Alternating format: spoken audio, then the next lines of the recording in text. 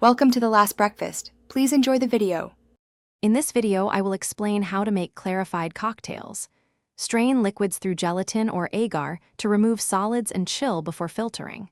Start with a balanced base spirit, juice, or tea, then add your clarifying agent and let it set. Carefully filter to achieve glass-like clarity while preserving flavor. Taste after each step and adjust acidity, sweetness, or dilution as needed for a finished cocktail. I will explain step-by-step methods to clarify cocktails so you can pick the right technique. Gelatin and agar each have advantages, and milk wash gives a different silky texture and flavor smoothing. I'll guide you through ratios, temperatures, and timing to prevent off flavors and yield clear results.